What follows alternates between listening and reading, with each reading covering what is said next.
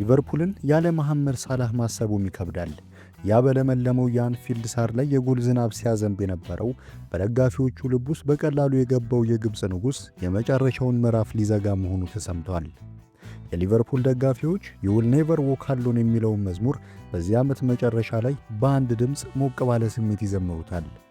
የታሪክ መጻሕፍት በደማቅ ቀለም የጻፉት የሳላህና የሊቨርፑል የፍቅር ታሪክ መጨረሻው ደርሷል። ግን ለምን? ከጀርባው ያለው እውነተኛ ምክንያትስ ምንድን ነው? ከአሰልጣኝ አርኔ ስሎት ጋር ያለው ግንኙነትስ ወዴት እያመራ ነው?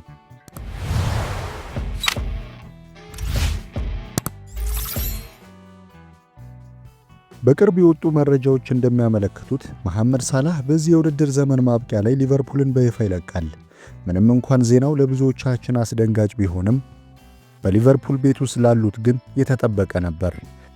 ሳላህ ባለፈው ሚያዝያ ወር ላይ እስከ 2027 የሚቆይ አዲስ ኮንትራት ቢፈርምም በክለብ ውስጥ ያለው ሁኔታ ግን አልጋ በአልጋ አልሆነም።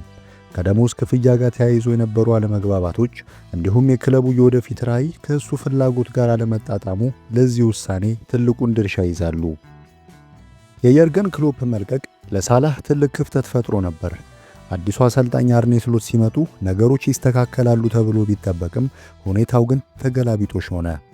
ባለፈው ታህሳስ ወር ላይ ሊቨርፑል ከሊድስ ዩናይትድ ጋር ባደረጉት ጨዋታ ሳላህ በተቀያሪ ወንበር ላይ ተቀምጦ ሳይሰለፍ መቅረቱ የነገሮች መበላሸት ማሳያ ነበር። ሳላህ በወቅቱ በሰጠው አስተያየት ለቡድኑ ውጤት መጥፋት እንደ ምክንያት እየተጠቀሙብኝ ነው ማለቱ ይታወሳል። ክለቡ እኔን ማስወጣት ይፈልጋል የሚል ስሜት እንዳለውም በግልጽ ተናግሯል። ይህ በአሰልጣኙና በኮከቡ መካከል ያለው ቅሬታ ለታላቁ ስንብት ዋነኛ መንስኤ ሆኗል።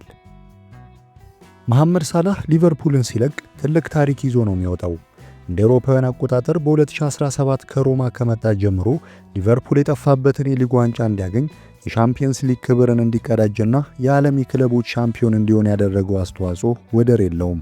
በሊቨርፑል ታሪክ ከፍተኛ ተከፋይ መሆኑ ብቻ ሳይሆን ያስቆጠራቸው ከ200 በላይ ጎሎች እሱን እንደ ሰር ኬኒ ዳግሊሽና ስቲቨን ጄራርድ አይነት ታላላቅ ሰዎች ዝርዝር ውስጥ አስገብተውታል። በአፍሪካ ተጫዋቾች ታሪክ በፕሪሚየር ሊጉ ብዙ ጎል በማስቆጠር አንደኛ ነው። ይህንን ሰው መተካት ለሊቨርፑል ቀላል አይሆንም፣ ምናልባትም የማይቻል።